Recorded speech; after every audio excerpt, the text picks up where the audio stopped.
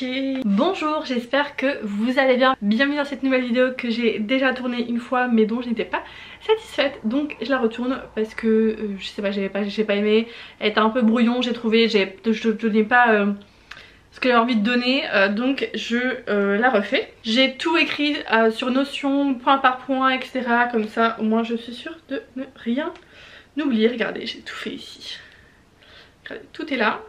Donc cette vidéo va parler de la création d'entreprise, que ce soit là, plus spécifiquement de bougies, mais ça peut vous aider pour n'importe quelle création d'entreprise, pour n'importe quelle création d'entreprise, de produits que vous créez vous-même entre guillemets, donc soit des bijoux, je sais pas moi, des tapis, des pots, plein de trucs, enfin de la déco, voilà, plein de choses. Cette vidéo peut clairement vous aider à savoir quelles sont les étapes pour créer sa marque et avoir une marque cohérente et être prêt pour son lancement. Alors si vous ne me connaissez pas, bonjour, moi c'est Victoria, j'ai 29 ans très récemment, depuis quelques jours, et j'ai créé ma marque de bougies Maison Cornelia il y a quasiment un an, et donc j'ai tout documenté sur YouTube. Donc la playlist je vous la mets là, je ne sais plus, là ou là, je ne sais plus, mais je vous mets la playlist de pas à pas, enfin d'épisodes où j'ai créé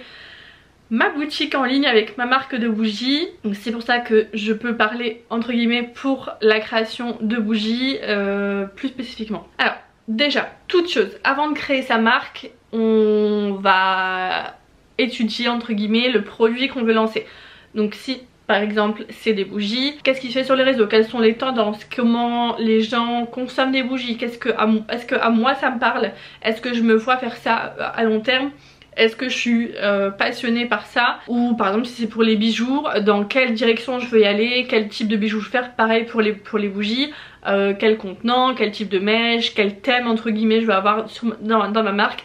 C'est important de savoir dans quoi on s'embarque, l'industrie entre guillemets dans laquelle on s'embarque, pour avoir une ligne très claire de ce qu'on veut faire. Et en parallèle, je vous conseille fortement d'étudier la concurrence, de regarder un peu le marché. Donc encore une fois, regardez ce qui se fait, ce que les clients consomment, comment ils consomment le contenu, comment les marques communiquent dessus, les prix qui se font, les matières que les concurrents par exemple peuvent utiliser, les techniques, etc.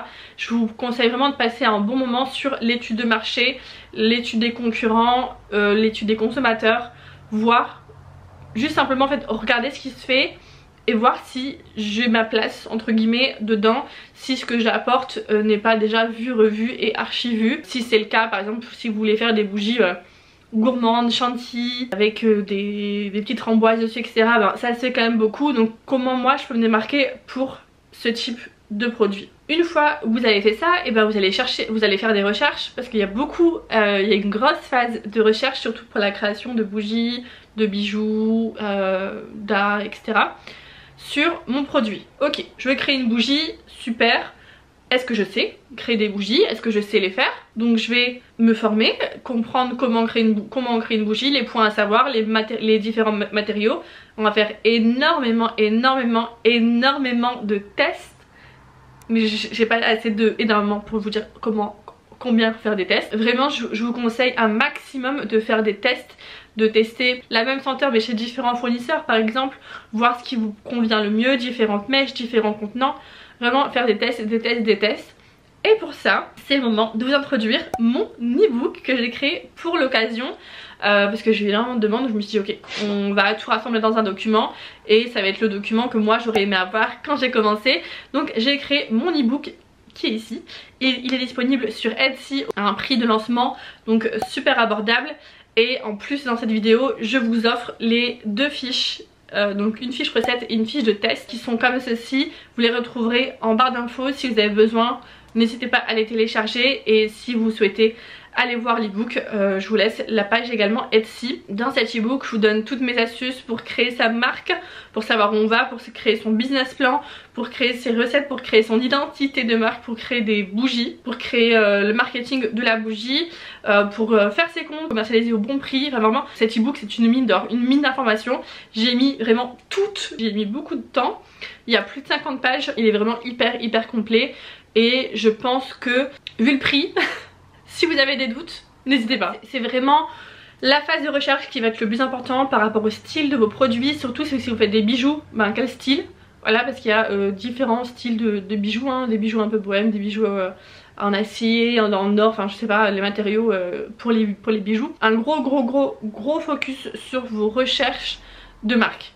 Comment je vais faire mes produits, pour quelle personne, pour quel style entre guillemets, avec quels matériaux, les tests, est-ce que les tests me conviennent, qu'est-ce que j'ai à changer, voilà, etc. Moi j'ai mis une bonne année et demie avant de sortir ma marque parce que justement j'ai fait des tests sur mes contenants, sur les mèches, sur les parfums, enfin voilà.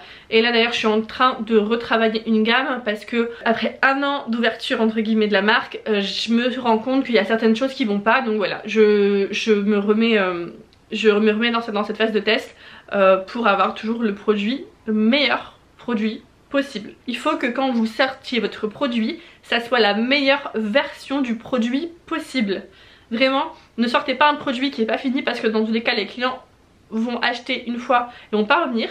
Vous allez être déçus ou vous n'aurez pas les bons outils pour le vendre, vous n'aurez pas les bons arguments pour le vendre. Quitte à déplacer votre lancement de 6 mois, faites-le parce qu'il faut que vous sortiez un produit abouti, une marque aboutie, un site abouti, toute une cohérence en fait entre votre produit, votre histoire, votre marque. Ça c'est très important pour avoir une cohérence et pour savoir où vous allez dans votre business. Et en parlant de marque, c'est également un point extrêmement important.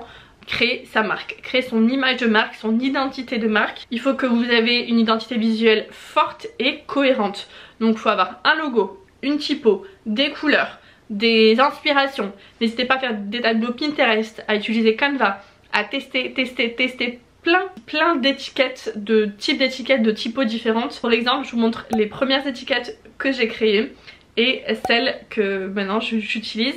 Et je vais encore en faire des nouvelles parce que bien sûr on a été coupé parce que je n'avais plus de batterie. C'est un grand classique mais on va faire vite pour finir. Donc moi j'ai testé pas mal de types d'étiquettes. Je vous ai montré des exemples. Les recherches sur votre identité visuelle c'est également super important. Donc j'ai dit le logo, la typo, etc. Justement dans l'ebook j'ai quelques pages réservées à ça pour savoir comment créer son identité de marque ou par où commencer, etc., etc. Et votre identité de marque va vraiment vous suivre tout au long de votre vie d'entreprise. Alors vous pouvez rebrander votre marque mais c'est plus compliqué de le faire après. C'est mieux de le faire avant de se lancer, avant de créer le logo, les réseaux sociaux, etc. Si par exemple le nom de votre marque ne vous convient plus au bout de quelques mois, années, c'est compliqué de rebrander avec un autre nom. Parce que du coup votre CEO, vos clients vous connaissent sous un nom, sous une identité. Il faut que quand vos clients voient une photo ou une bougie, ils disent ah ça je reconnais, par exemple c'est Maison Candélia. Et c'est ce qui va également vous démarquer des autres. Si vous faites encore une fois par exemple des bougies chantilly, ou moi les bougies jasmonites parce que je ne suis pas la seule à en faire, il faut qu'il y ait quelque chose qui vous différencie de vos concurrents. Moi par exemple mon identité de marque ça va être les bougies inspirées des voyages, les bougies bien-être, les bougies qui créent une ambiance assez luxueuse, chaleureuse dans votre intérieur. Vous ça peut être des bougies chantilly qui très gourmandes, qui vous transportent en enfance, enfin voilà. Plein de choses qui peuvent entrer dans votre identité de marque et dans votre histoire de marque également. Encore une fois pour vous différencier et savoir communiquer dessus. La transition est tout trouvée pour parler de la communication. C'est un aspect hyper important, extrêmement important de votre création d'entreprise. Établir une stratégie de communication. Moi c'est vrai que je l'ai pas fait de suite, je suis un peu partie un peu comme ça. Là au bout d'un an seulement au bout d'un an je commence à vraiment me mettre dessus, à avoir des stratégies, à voilà, avoir mon client idéal, mes piliers de communication, etc. Encore une fois tout ça est expliqué dans l'ebook, je vous guide un peu pour créer votre communication de marque. Et donc on vient à l'importance de votre histoire de marque, votre pourquoi. Pourquoi vous avez commencé, pourquoi les clients doivent acheter chez vous et pas les autres. Vraiment votre pourquoi, vos pourquoi plutôt, sont très importants. Très important de travailler dessus, d'écrire, même si c'est juste pourquoi vous avez commencé parce que je veux être libre financièrement. Ça marche, c'est pas un problème. Mais du coup il faudra adapter votre histoire de marque à ça pour que ce soit authentique et que ça ajoute une valeur à vos produits en fait. Pour la communication, si je peux avoir un gros conseil, c'est vraiment de communiquer partout, tout le temps. On dit qu'un client doit avoir un point de contact avec votre marque 7 fois avant d'acheter votre produit. Donc communiquez sur TikTok, Instagram, Pinterest, Facebook ou YouTube, BeReal, que sais-je, mais communiquez un maximum sur tous les réseaux sociaux. Surtout ne vous focusez pas sur un seul réseau social parce que si l'algorithme change totalement ou que la plateforme ferme, concrètement vous êtes dans la mouise. Donc focusez-vous sur un ou deux réseaux, mais communiquez quand même sur tous les réseaux en général, parce que ça va vous apporter encore une fois la visibilité, et la visibilité c'est la clé de votre communication, et sans visibilité il n'y a pas de vente. Il faut communiquer dessus, il faut parler, faites des événements, faites des marchés, faites des salons, enfin voilà, moi je suis en train de travailler sur cette partie là, partie salon etc, où vous pouvez montrer votre marque, montrez-la. C'est très important. Soyez loud comme on dit en anglais, vraiment. N'ayez pas honte de parler de votre marque, n'ayez pas honte de parler de vos produits, de les montrer sur vos Insta perso. Je pourrais pas vous exprimer à quel point c'est important de communiquer un maximum sur vos produits. Et si vous ne savez pas comment faire, il y a des formations payées par le CPF, il y a des formations en ligne sur YouTube, il y a des e-books spéciales communication marketing sur telle ou telle entreprise, il y a des comptes TikTok qui sont très bien sur ça, Instagram, enfin il y a énormément de ressources, qu'elles soient payantes ou gratuites, pour apprendre à communiquer sur les réseaux sociaux pour un produit, une entreprise, une marque, etc. Je disais que c'était important donc pour votre communication d'avoir une identité de marque très claire, donc des couleurs, des typos propres à votre marque. Vous pouvez aller sur le site Dafont par exemple pour trouver une typo qui est pas par exemple sur Canva, et je vous conseille également de prendre Canva Pro, comme ça vous pouvez ajouter votre typo dans Canva et donc avoir vos supports de vos visuels avec votre typo, vous pouvez avoir vos couleurs de marque etc, c'est pas mal. Encore une fois je vous aide à tout bien définir dans mon ebook qui se trouve en barre d'infos. Cette dernière partie sera consacrée aux erreurs et aux défis qu'on peut relever. Je vais passer ça très brièvement parce que je pense que j'en ferai une vidéo complète aux défis et aux erreurs qu'on peut faire. À trop s'aimer. Si vous avez la ref, dites-le moi en commentaire. Mais si vous pouvez éviter ces erreurs qu'on peut faire en commençant. Pour moi, ce que j'ai trouvé le plus compliqué au début et même encore maintenant, parce que je suis encore toute nouvelle, hein, je répète, ça fait que un an déjà, mais que un an on va dire que j'ai créé ma marque, et pour moi c'est vraiment marketer sa marque sur les réseaux, trouver la bonne stratégie de communication, trouver le bon angle de communication.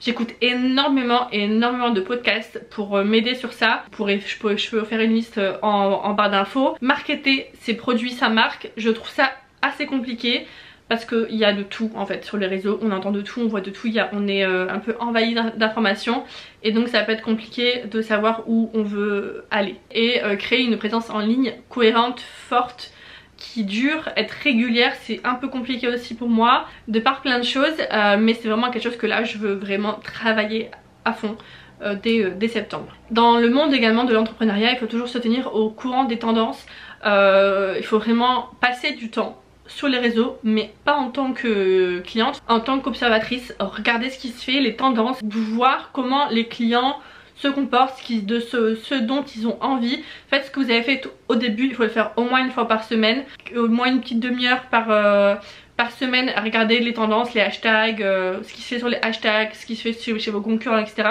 Toujours se tenir informé du marché. Ça c'est aussi quelque chose qui est compliqué pour moi parce qu'il faut prendre le temps et se poser et faire ça, et parfois on peut oublier, et du coup on n'est pas du tout en phase avec notre cible parce qu'on se tient pas au courant de ce qu'elle veut. Et là c'est plus spécifique à la bougie, mais les retours clients. Alors moi vous voyez, les bougies je les utilise chez moi également, mais chaque client est différent et chaque client va percevoir une odeur différemment. J'ai des clientes qui adorent Marrakech par exemple, qui disent ça sent trop bon, et une autre qui va me dire je sens rien. Et ça c'est compliqué en tant que gérante, parce que c'est tout le temps une remise en question en fait. De se dire ok, qu'est-ce que j'ai mal fait, est-ce que je peux refaire des tests, est-ce que je dois augmenter le pourcentage de parfum même si moi je trouve que ça sent bon. Enfin voilà, c'est plein de choses, il faut constamment se remettre en question, et ça c'est quelque chose qui peut être compliqué, surtout quand c'est notre bébé quoi, c'est notre marque et on a travaillé énormément dessus, et d'avoir des retours qui peuvent parfois être négatifs, c'est quelque chose qui peut être compliqué et qui parfois est compliqué. Ouais, pour être honnête. 3 erreurs à éviter que je peux vous donner. La première c'est de vouloir aller trop vite, voire trop grand, commencer trop grand. Mon meilleur conseil que je peux vous donner c'est commencer petit. Commencez pas à vouloir avoir 20 fragrances, 10 produits différents, des sprays, des huiles, des diffuseurs voiture, des trucs. Non, commencez avec les bougies et les fondants par exemple. J'ai un exemple comme ça. Et ensuite ajoutez des produits, une gamme, des parfums petit à petit, parce que déjà au niveau des frais ça va vous coûter moins cher de commencer petit. Parce que l'air de rien, commencer une entreprise, ça de bougies ou de bijoux ou de décoration, de meubles, etc. Enfin je sais pas. Ça coûte de l'argent en fait, et au début on n'a pas de rentrée d'argent. Moi pendant 1 an et demi j'ai investi mais j'ai pas eu de retour. Je vous conseille de commencer avec environ une dizaine de fragrances, une bougie, un fondant de chaque on va dire, et ensuite élaborer d'autres produits, des diffuseurs voitures, des diffuseurs bâtons, tous les produits auxquels vous pouvez penser. Très important, ça j'en parle également dans mon guide, j'ai fait une grosse partie dessus. Bien mettre ses prix dès le début, ne faites pas l'erreur de commencer avec des prix trop bas. Quand vous voudrez faire des ventes en gros à des fournisseurs, avoir des points de vente pour des événements etc, vous allez être coincé et vous ne pourrez pas faire de prix fournisseur. Bien pensez vos prix dès le début, ne faites pas l'erreur de commencer trop bas. Ne pas bien calculer ses prix, c'est l'une des pires erreurs je pense qu'on peut faire quand on commence un business. Et donc en venant à ça, ne pas gérer ses comptes, ne pas gérer, regarder les dépenses, coûts, regarder les finances où l'on est. Ça c'est une grosse erreur. Ne pas créer de compte séparé également, je trouve que c'est une erreur. Faites un compte sur N26, Boursorama, etc, Revolut. Créez-vous un compte business séparé pour bien gérer vos dépenses. Écoutez, c'est la fin de cette vidéo. Donc si on récapitule les 4 étapes entre guillemets de la création de la marque, c'est recherche du marché, des produits, qu'est-ce que je vais faire, etc. Développement des produits, je vais faire des tests, je vais voir avec mon fournisseur ce que je peux avoir, ça va dépendre de votre produit quoi. Ensuite, créer votre identité de marque, une identité de marque forte sur laquelle les clients peuvent s'identifier, votre histoire, votre pourquoi. Et 4, créer votre communication, travailler sur votre communication, savoir sur quoi vous allez communiquer, comment créer votre logo, votre typo. Et mon dernier conseil, ça serait lancez-vous. Ça sert à rien de réfléchir, lancez-vous, et si vous trompez, c'est pas grave, ça fera une expérience. On apprend toujours d'une erreur, on apprend rarement d'une idée. Donc tentez, si ça marche pas, mais au moins vous aurez tenté. Vraiment mon conseil ça serait lancez-vous, n'ayez pas peur. Vous ne pouvez entre guillemets rien perdre à part peut-être un peu d'argent, mais vous allez rien perdre à essayer de lancer votre business, votre passion. Ne vous lancez pas pour les mauvaises raisons, j'ai envie de vous dire, parce que concrètement vous n'allez pas faire d'argent pendant au moins 1 an voire 3 ans, même ça dépend des business. Donc ne vous lancez pas pour l'argent, mais lancez-vous avec passion, faites-le avec le cœur, ça marchera. Voilà, au bout d'un moment ça marchera. Persévérez, ne lâchez pas, ne lâchez rien. Vous ne saurez jamais si ça fonctionne si vous vous lancez pas. Je répète avant la fin de cette vidéo que vous avez mon ebook en barre d'infos sur Etsy à prix tout doux pour vous aider à commencer à créer votre marque de bougies, à créer votre gamme, votre identité visuelle, votre business plan. Vraiment énormément de ressources. Je vous ai également mis des fournisseurs, des infos sur les normes, voilà, plein de choses qui pourront vous aider. Encore une fois il y a plus de 50 pages donc vous allez je pense avoir beaucoup de lectures. N'hésitez pas à vous abonner à la chaîne, à l'Instagram de la marque et mon Instagram personnel, à me suivre sur TikTok. J'espère que ça vous aura plu, que ça vous aura été utile. En tout cas moi je suis contente de cette deuxième version, je la trouve beaucoup plus complète. Je suis très contente. C'est vrai que j'ai pas parlé des normes pour la création de bougies, la création d'entreprise, comment s'y prendre ça j'en ferai encore une autre vidéo. Je ferai une série sur tout ce qui est administratif, créer son site, voilà, je veux vraiment faire des vidéos dédiées.